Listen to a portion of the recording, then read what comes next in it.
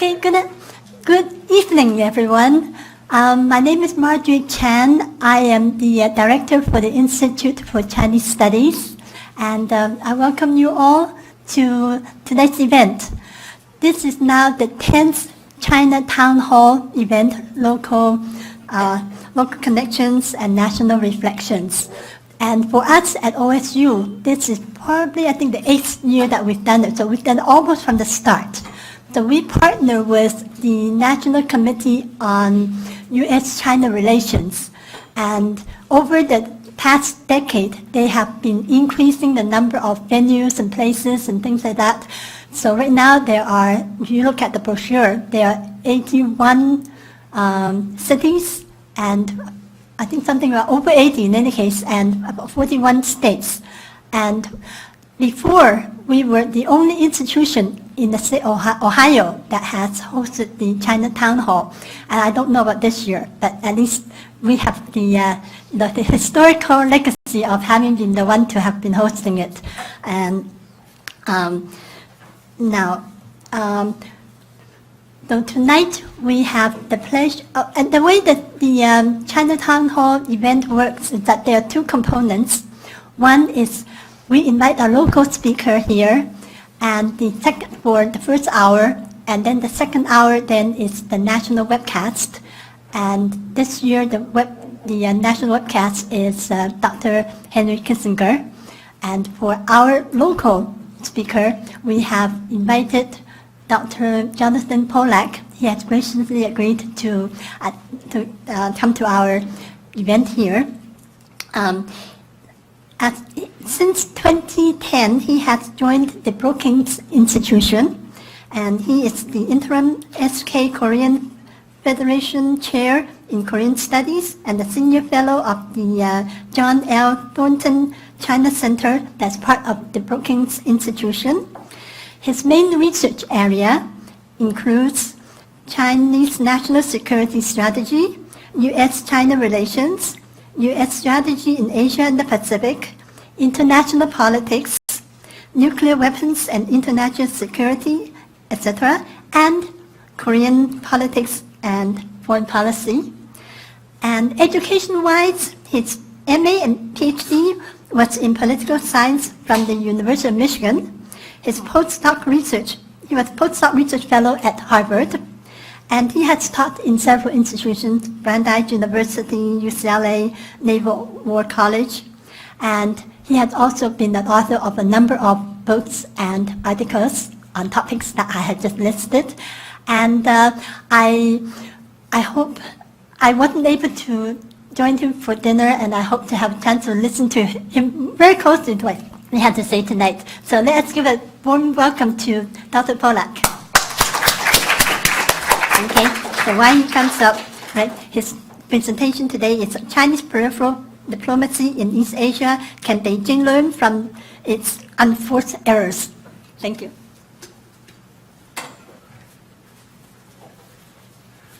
Thank you very, very much for those warm remarks. I'm a newbie when it comes to doing one of these town halls. I'm not exactly local. I work in Washington, D.C., but it's not so far away. So, and I'm staying there in the shadow of the horseshoe, you know. So, as a Michigan PhD, it's kind of interesting to compare the two. Well, my thanks for the welcome and for the opportunity to talk about some developments that I do see in China today. And what they may imply for the longer term. We're all obviously very much accustomed to China's larger international role, its visibility, its presence, the sheer scale of its economic emergence, and its growing diplomatic role in global affairs. But I do think some of what we see in recent years may be somewhat different, and I want to talk a little about that right now.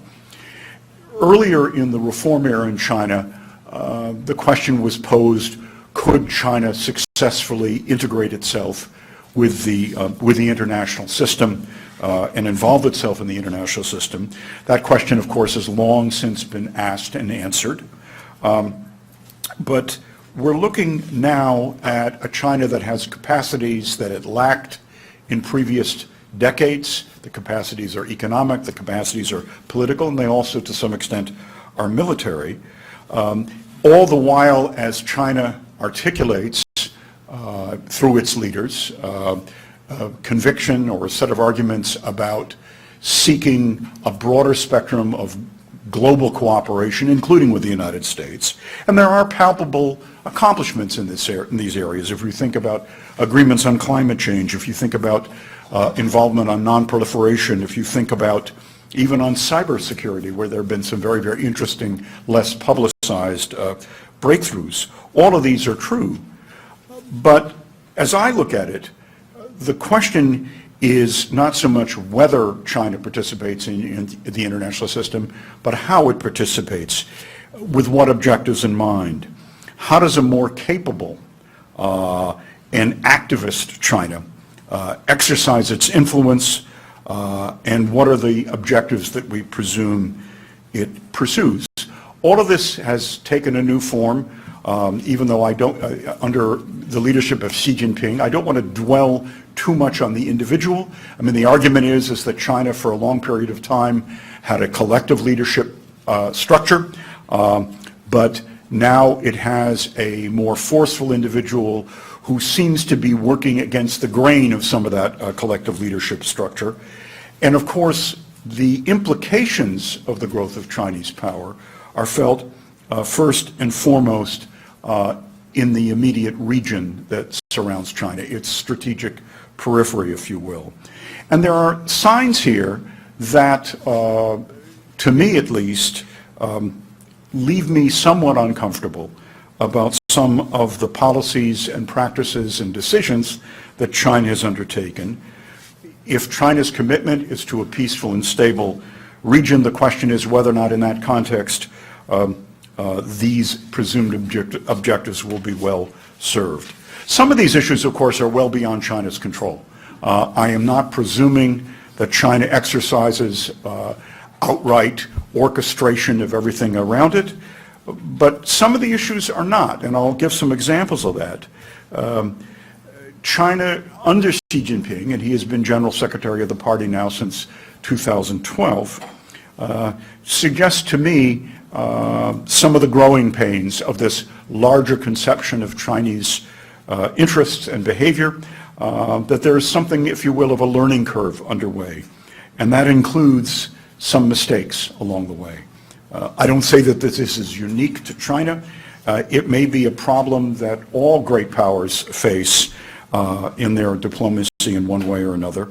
But the question is whether China can make a transition to becoming a truly more mature great power, and how would we know it?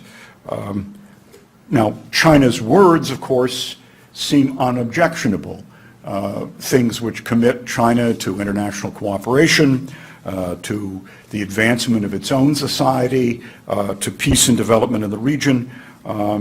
But in a way, although I haven't seen anything that specifically identifies this, in a lot of ways what China is doing now is not unlike what then Deputy Secretary of State Robert Zoellick said a long time ago about China becoming a quote-unquote responsible stakeholder. The presumption being China, perhaps more than anyone, has been a beneficiary of the globalization process, and would China play a role internationally commensurate with those advances that it has made? And again, I'm not going to cite these data right now, but you know, if you stop and think about China's economic transition, although it was ongoing in one form or another from the late 1970s on, the real takeoff point was not until China joined the World Trade Organization in 2001.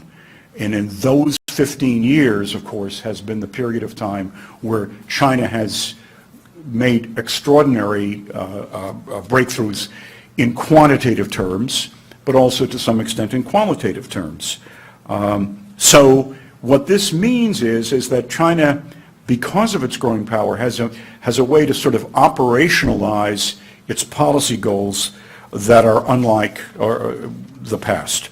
And it is also linked to the pursuit under Xi Jinping of a more comprehensive concept of national security, whether this is done in terms of capabilities, documents, strategies, organization of national security within China, and so forth, well beyond what China has undertaken before. Now, admittedly, as with all leaders, Xi is going to try to identify with these goals. Some of these precede his tenure in supreme power, but it clearly is commensurate with the idea of China moving to the top tier of the global power hierarchy with the United States. But the immediate implications, as I said, are not far away from China.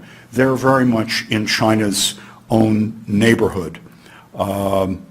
This does, in my view, represent something of a change, a significant change, from Hu Jintao, who was a very different kind of leader, to one like Xi Jinping, who seems less equivocal about his assertion of Chinese interests, even as he still identifies peaceful development as a strategic goal for China. He adds to that, however, let no one doubt that China will defend its core interests. And that is a kind of a catch-all category that seems to grow more and more, where you can fit a lot under that umbrella. So this picture, I think, becomes the source of some concern about how things are operating. I think it's also important to note that in the broad narrative sense, China still presents itself as an aggrieved power, given China's history of the 19th and 20th century, and still insists that China is essentially a developing society when it seems to be something much more than that today. I use the term unforced errors to describe my talk, and I don't know how many of you are familiar with this, but I even looked it up just to see what the technical definition of an unforced error is, and that refers, of course, to a tennis match. The presumption is that if you have an opponent and that opponent hits the ball across the net, if you are well prepared for it, you're well positioned for it, you ought to be able to return it effectively to the other side of the net. However, if the opponent has hit something very, very dramatic that has you off balance and the like, that's a forced error. But the unforced error is much more where expectations would lead to a certain kind of behavior in that situation and would keep the ball in play. Now, by those measures, I think in several key instances, China, rather than exhibiting careful behavior, has been at times highly reactive and sometimes needlessly alienating of neighboring states. I don't say this to put all the blame on China for what is evolving in East Asia, but there are some very good examples of where I think a more considered judgment would have arrived at different outcomes, and I'll give a couple of examples of that. More often than not, for China, if things have not gone well as a function of a particular decision, the easy default option is to point a finger at the United States and presume that the United States is this endlessly manipulative power behind the throne and is easy to blame for the ills that China is confronting, because after all, the United States is still the dominant security actor in global politics. And of course, it continues to operate very, very extensively in China's immediate neighborhood. It was very, very interesting. When Xi Jinping met with Barack Obama in Sunnylands in California, seems a long time ago, he talked about the idea that the Pacific Ocean was certainly big enough to accommodate the interests of both the United States and China. He didn't spell that out, but that's a lot of water. When President Obama spoke subsequently in Australia, in Brisbane, he quoted an Australian writer who described the Pacific not as an ocean, but as a lake. And the metaphor there, obviously, is that a lake seems bounded, it seems small, and what Obama's point was is that, well, that Pacific lake meant that America was present and accounted for because distance doesn't have the same meaning anymore, things of that sort. Was that intended as a reassuring message to China or something different? We might come back to that. But the problem for China, as I see it, by dint of some of these behaviors I will describe, is that a lot of its neighbors do not feel clearly reassured by its conduct, by its actions, and by its words. If anything, some of China's conduct has actually, in a way, to the United States been very, very helpful because it's reinforced the incentives that many in the region have to have the United States much more present and accounted for, which is, I don't think, what China's had in mind. Now, as I noted before, in some cases, China, the U.S. bears some responsibility here too, and I may try to come back to that.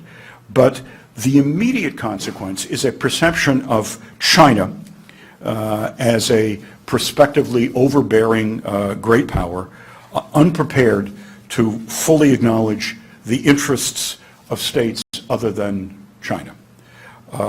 So unless there is a way that this can be addressed, it could portend additional problems down the road of a very significant sort. Let me give relevant examples.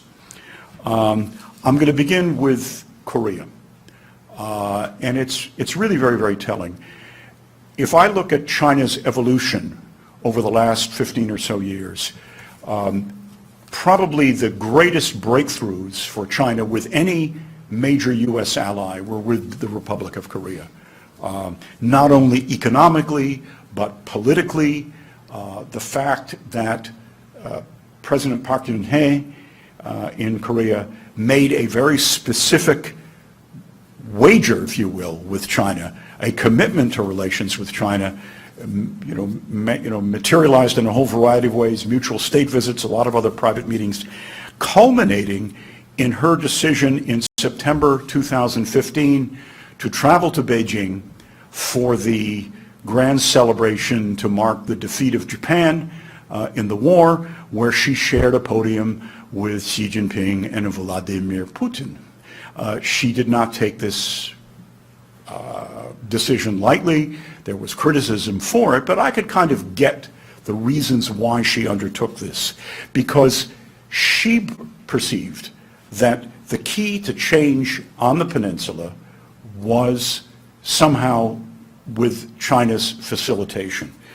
In retrospect, I think she was exaggerating the possible impact of China, but what I can say is that she had some expectations, if you will, of a return on investment with China that have not materialized since. Indeed, I'd dare say the fall of 2015 was the peak of the China-ROK relationship. What happened in its aftermath? In early 2016, North Korea undertook its fourth nuclear weapons test. Now there's been a fifth. Some speculate that there may be more than that. It was, I believe, more than 6 weeks before Xi Jinping even picked up the phone to try to reach President Park. And even when he did, he never brought up the nuclear weapons test. He wanted to talk about, the cooperative security between China and Korea. So she brought it up. He also talked to Obama that day. That was at Obama's behest. I did not know this until recently, but President Obama was the one who made the call to Xi Jinping, not the other way around. So Xi Jinping was in radio silence for 6 or 7 weeks. His Park's defense minister, Minister Han, sought to contact, there's supposed to be a hotline between China and the ROK, and I'm told that the word, when he called the defense ministry in China, they said, well, no, this is an issue for the Ministry of Foreign Affairs. We're not involved in this. So obviously Park felt deflated by this, and I think with good reason. More than this, the context of this, of course, was the growing alienation between Xi Jinping and Kim Jong-un, whom I affectionately refer to as 3.0. That's my nickname for him, who defies China with regularity, relies on China enormously for various forms of economic assistance, but does not feel that he owes anything in particular to China, and certainly the last thing that he expects is that he will come to heel and behave according to what China claims they wish him to do. What's telling, and I alluded before to that idea of core interests of China, I have never seen or read a statement emanating from Beijing that identifies North Korea as a threat to China's core interests. What instead is said in Korea is a threat to China's core interests. That is, of course, the decision of the Republic of Korea to deploy a missile defense system in conjunction with the United States that would give at least, missile defense is not, I happen to know a lot about it technically. It's not a magic solution, but under the circumstances of what South Korea was confronting, I understand the decision perfectly. China's reaction was very, very telling. Privately, the Chinese had warned about this, had discussed it in private interactions with Chinese, but at this point, the message from China was, number one, this is far in excess to what the situation mandates, and besides which, this really wasn't about Korea. This was really about the U.S. and China. The implication being one set of long-range radars was going to fundamentally undermine and change the global strategic situation, or the regional situation. So I've said to different Chinese visitors of late, I've asked them to demonstrate a little empathy. I remember when I was in graduate school, that was a concept that I learned in my first year of graduate school. Empathy is distinct from sympathy. Empathy is the ability, obviously, to put yourself in somebody else's shoes. And so I have told Chinese visitors and written a few emails that I haven't gotten answers to that said, if a near neighbor of China conducted approximately 24 ballistic missiles tests of various shapes and sizes in the course of less than a year, and if some of these were expressly advertised as simulating a nuclear weapons attack on airfields and seaports, and I'm hypothesizing if this was directed against China, would China have sat with its hands folded? The answer is obviously no, but that's basically the message said to the ROK. You should refrain from exercising this option because it unsettles us in China and the Americans will take great advantage of it. Well, there's a lot of magical thinking in that, not the least of which presumes that somehow an inherent vulnerability that's created with a radar system will lead the United States to then contemplate first strikes against China. And I'm sorry, that's lunacy. I deal a lot with people in the U.S. government. There is no one I have ever talked to has that kind of a goal remotely in mind. This was a decision of the United States with South Korea to do something to help protect the security of its ally, period. So in this context, China ferociously criticizes the decision, and it fritters away a lot of the more positive sentiments that were being expressed in South Korea toward relations with China. And of course, it reinforces the commitments to sustain a close working relationship with the United States. So I asked myself, how or why was that decision made? And I guess the question here becomes, since we don't have the kind of granular, focused knowledge of the inner workings of the Chinese decision system, we have to reconstruct it as best we can from available information. Here, Xi Jinping's, as best we can tell, relies on a small circle of close advisors, most of them deriving from his long tenure spent in Fujian province. These people are not strategic thinkers.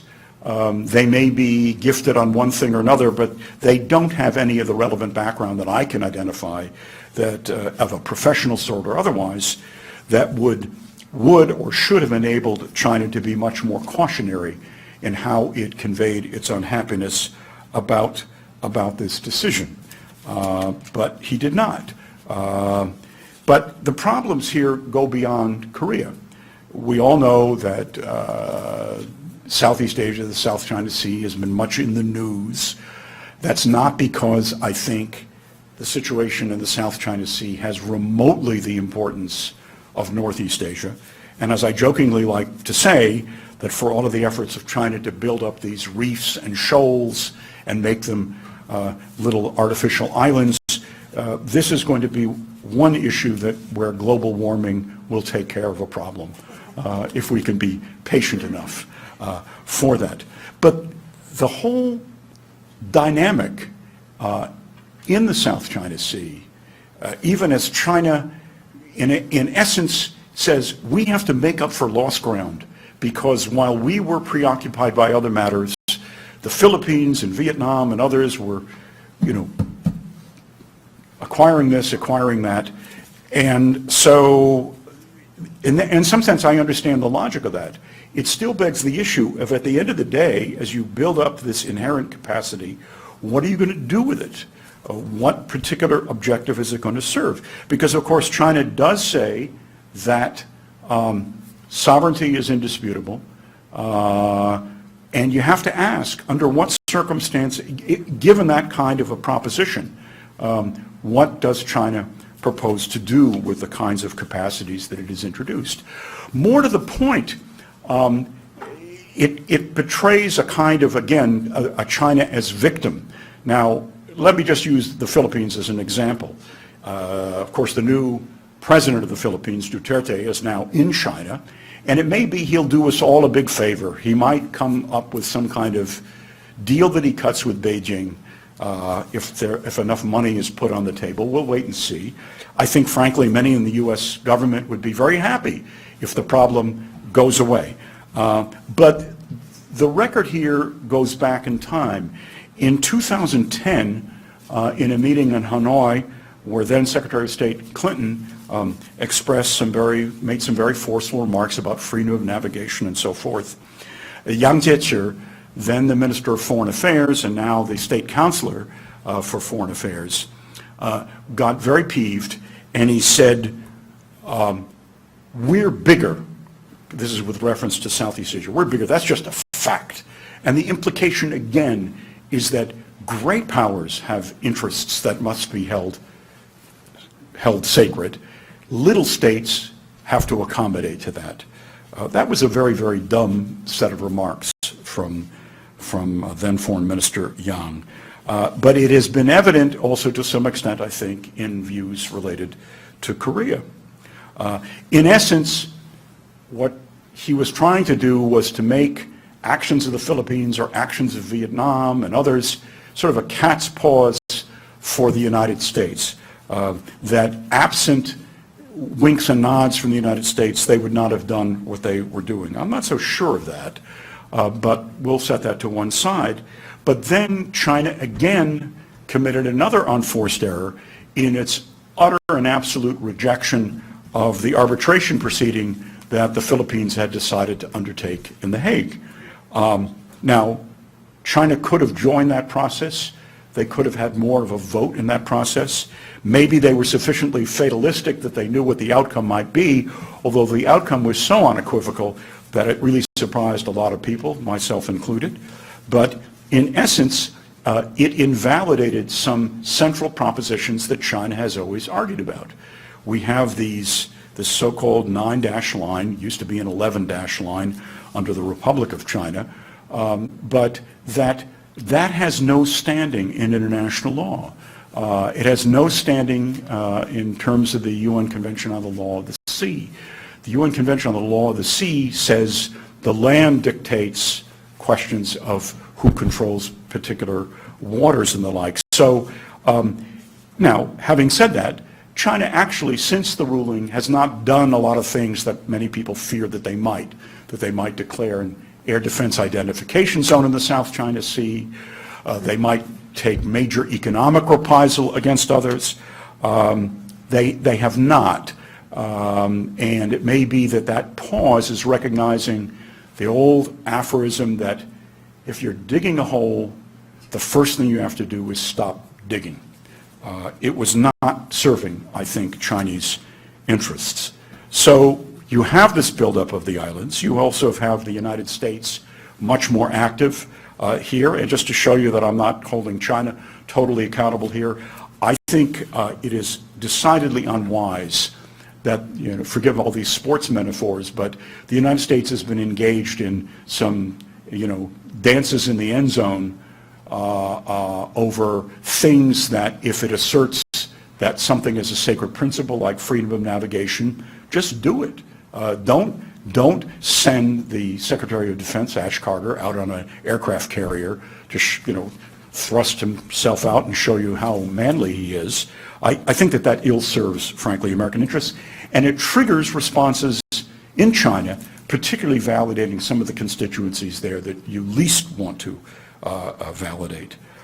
So I think we can differentiate between China's legitimate interests that it has and how China chooses to pursue those interests, sometimes in an overly heavy-handed way. Similar things might apply to the Diaoyu-Senkaku dispute, although there again, there's a lot of blame to go around, given that the then Japanese Prime Minister nationalized some of the islands there. That's a complicated story in its own right, and in some sense, China feels it must make the requisite responses in terms of its military activities and so forth, without really knowing, A, what the end point of that process would be, and B, whether or not there are any kind of real risks that are entailed in it.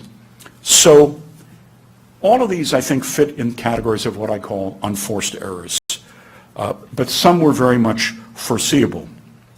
What does it tell us about how the Chinese political process is operating in these areas? Is Xi Jinping receiving the kind of informed professional advice that I believe he needs? Who is he listening to? Why is he, in the case of Korea, I think, betting very much on the wrong horse in the case of trying to maneuver between the two Koreas? Reminding ourselves that the per capita GDP of South Korea is now more than 25 times that of the North. Can Xi limit the damage to Chinese interests? Because by everything he has said and tries to do, he claims he's not looking for any kind of a sharp confrontation with the United States. He's trying to assemble, he argues, a basis on which the United States and China, as the world's two most powerful states, can presumably collaborate. The question is whether you can take it beyond simply economic collaboration to something larger.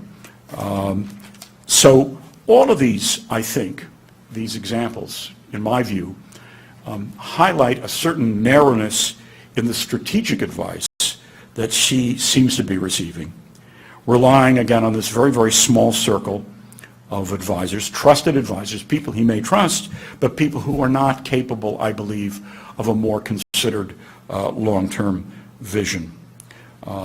So the question here again is, there's a larger strategy, but through what political lenses and political processes is it being mediated? Is there a certain indecision or division of opinion at the highest levels of the Chinese political system? Are some bureaucracies trying to take advantage of these kinds of opportunities? It could be.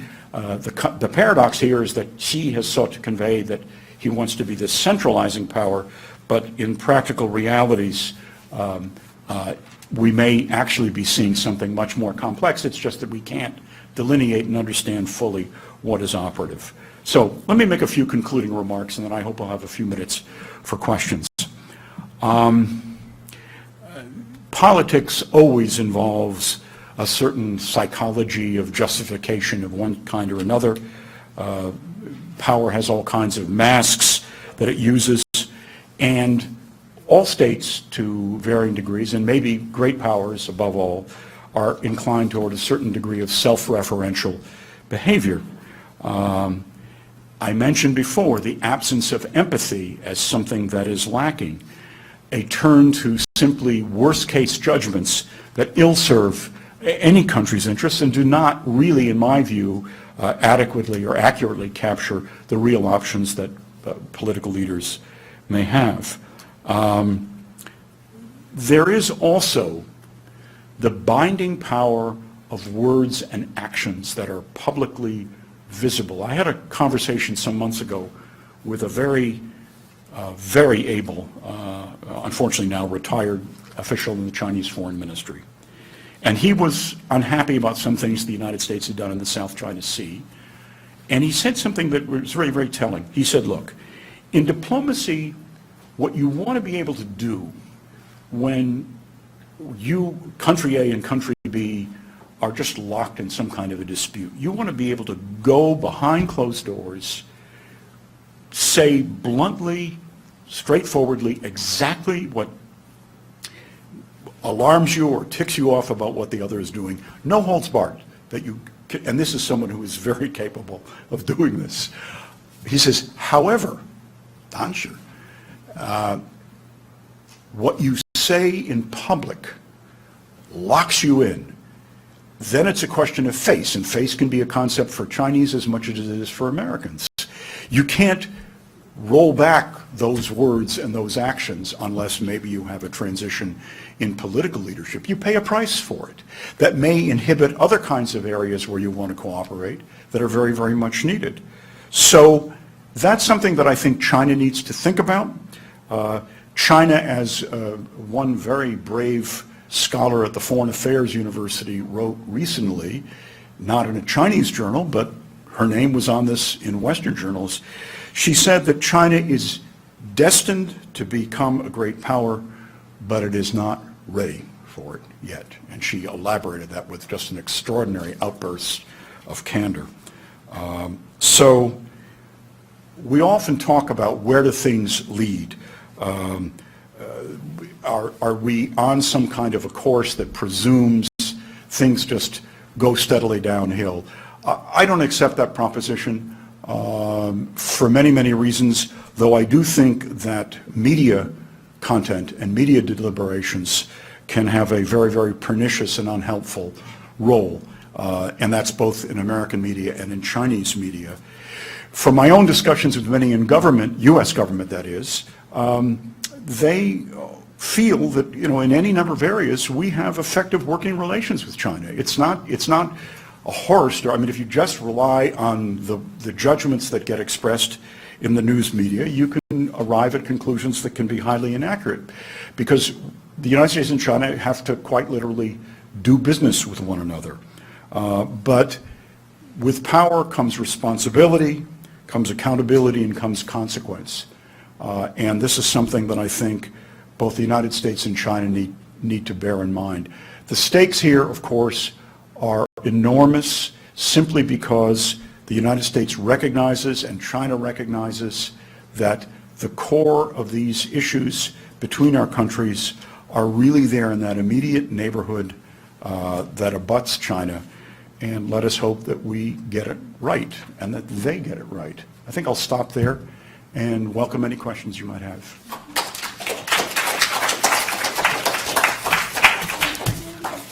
We open the floor for, I guess until about 2, shall we? Yeah, we have about 15 minutes. A couple of things. Is Taiwan a guiding principle, an underlying principle for what China does in terms of becoming a world power? And how does the South Korea question relate to, compared to the U.S.-Cuba missile program? Well, on Taiwan, we might call that, for the moment, the dog that has not barked. Things, even under the election of a new president who comes from what was the opposition and more nationalist-oriented, when I say nationalist, I meant Taiwanese nationalism. Here, it's a perfect example of where what you read and see and what the reality may be is very, very different. So in the case of Tsai Ing-wen, Taiwan's president, she has said, and I gather this is true, though I don't know all the details, and I shouldn't know all the details, that she has a channel to Beijing. Beijing had a copy of her, which she provided, a copy of her inaugural address for their scrutiny to make sure that in what she was saying was not going to do anything to trigger very, very strong and intense reactions. And it did not. Now, having said that, the identity that many have in Taiwan now is so distinct and separate from any kind of a residual relationship with the Chinese mainland that you really have to ask what happens from here. I mean, the sheer bulk and weight of Chinese power in theory could overwhelm Taiwan if you wanted to exercise it in a coercive way. But the calculation has to be that do you find a way to convince China not to undertake that? Because, of course, if China were to undertake that, that would have definitive consequences for the region for as far as the eye can see. So I suppose this makes me sound somewhat, not like a starry-eyed optimist, but for the predictions over the year that this was all going to end very badly, it hasn't worked out that way. And some days, if that's the best you can do, that's not so bad. But for Taiwan, Taiwan has issues of what it calls its own dignity, its own place in the world. Will it have an international personality sufficient that its own citizens can feel legitimated? I mean, if you think about Taiwan, it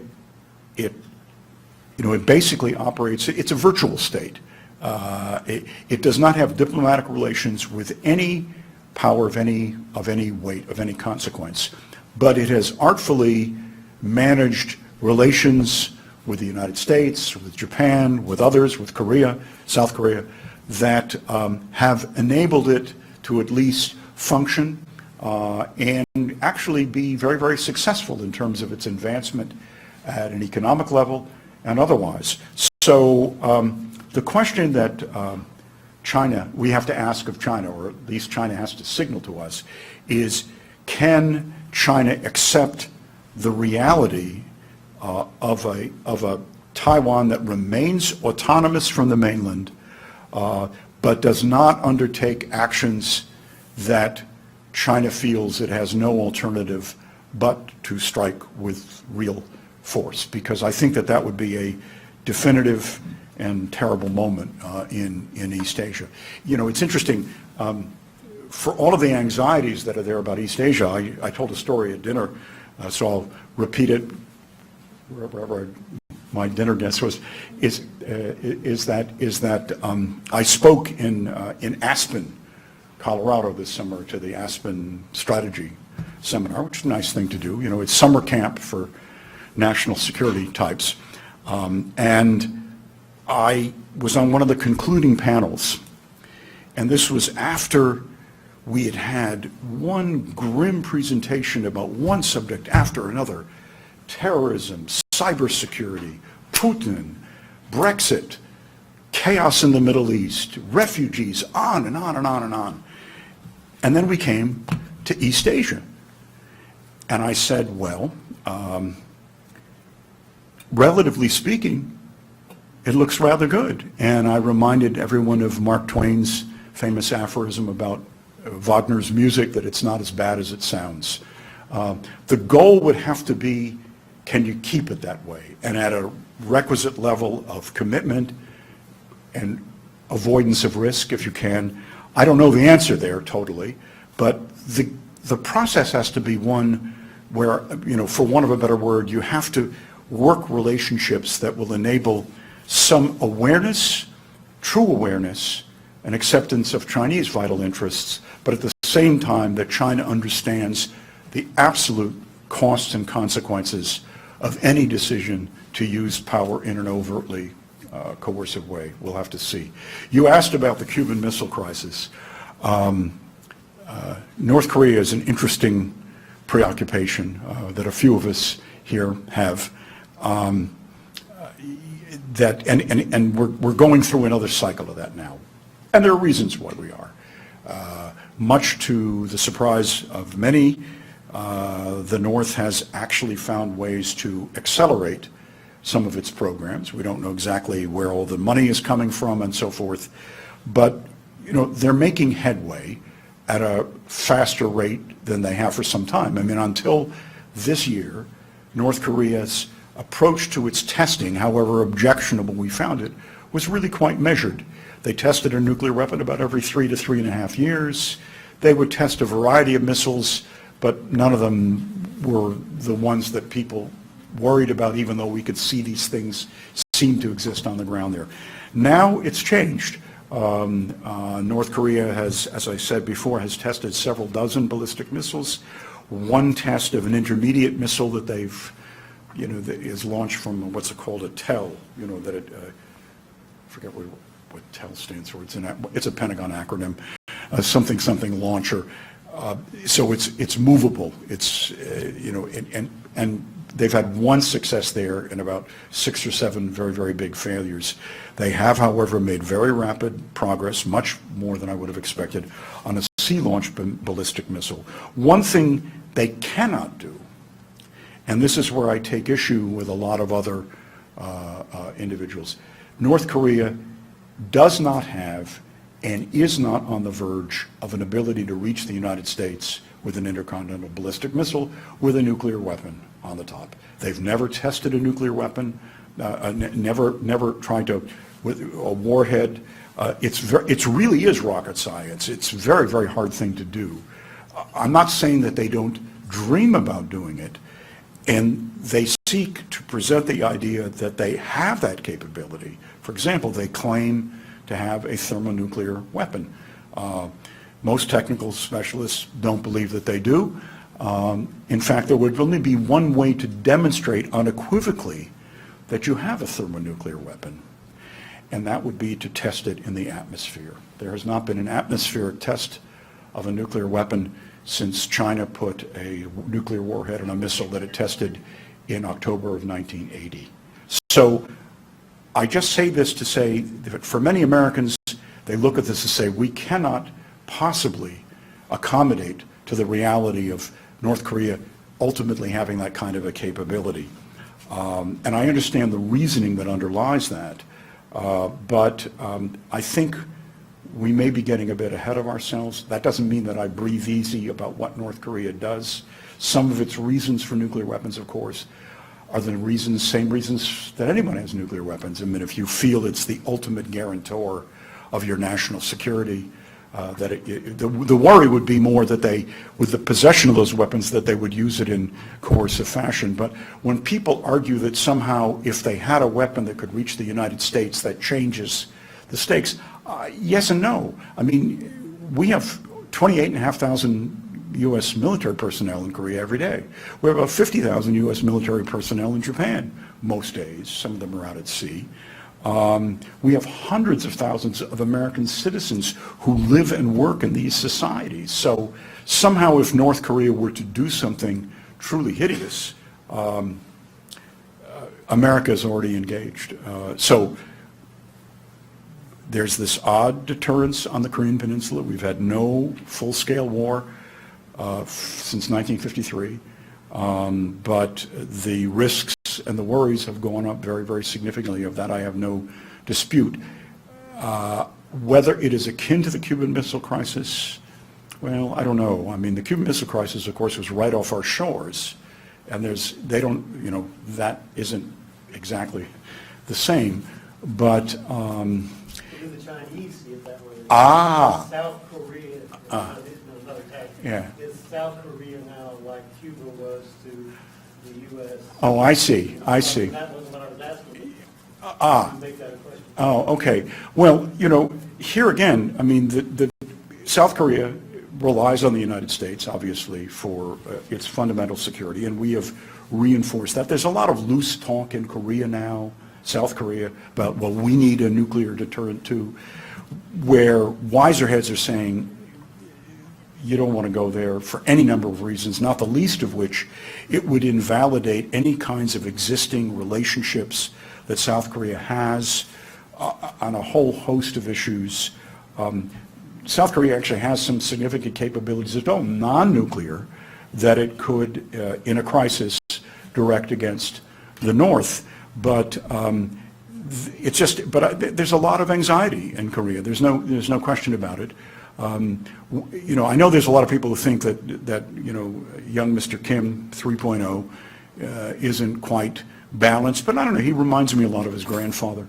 And that doesn't mean that his grandfather was Mr. Rationality either, but very audacious, very larger than life. But at the end of the day, the North is suicidal in its language, but not in its actions. And so that's my rational sales pitch for us to proceed carefully, recognizing that the real challenge is whether or not there could be a longer-term internal transition in Korea, North Korea. That's been predicted for a long time. It's never materialized. It's a very tough, resilient system that we don't really grasp fully what sustains this adversarial nationalism that sustains it, not only against the United States and against Japan, but also against China. And the Chinese, well, that's where they are too. Okay, I think in interest of time, in transitioning to the national webcast, we will end here. And any other questions you can ask? Afterwards, yeah, sure. Pollack, Sure. Thank you very much.